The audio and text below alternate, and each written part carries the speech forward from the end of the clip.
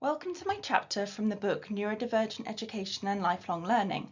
My chapter is called Growing Up Autistic and Non-Binary, reflecting on the experiences of autistic non-binary youth. I'm Charlotte Brooks, a researcher from the University of Birmingham. Some things about me are that I'm autistic and non-binary myself, and in my work I like to centre lived experience and work with communities to shape my research.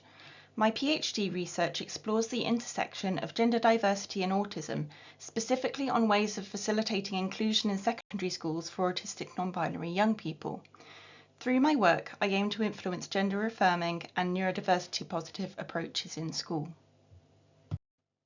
Why this chapter? So I wrote this chapter because there is very little out there about the experiences of autistic transgender young people, and there has been even less attention on the experiences of autistic non-binary young people, especially in school. My chapter draws out findings from past research, looking at both published papers and doctoral dissertations. I look at studies that have included non-binary autistic young people, focusing on their experiences growing up and at school. In the chapter, I look at growing up autistic and non-binary in terms of 5 themes. Stability and change looks at how gender is experienced across development by autistic non-binary young people. A search for meaning, individuals' journeys in coming to understand their non-binary gender identity. In terms of school experiences, I look at challenges at the intersection of autism and non-binary gender as a result of being subject to multiple overlapping forms of discrimination. Another theme is school support, identifying aspects that were supportive at school. Autistic joy and gender euphoria looks more closely at positive experiences in school. Across my themes, there is a clear message.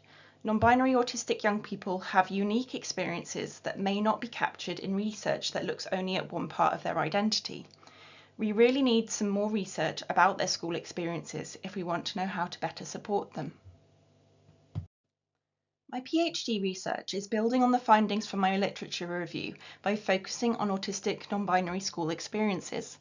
At the time this chapter is being published, I've just finished interviewing recent school leavers about their experiences of feeling included or left out in secondary school, where I collected some really interesting and rich data.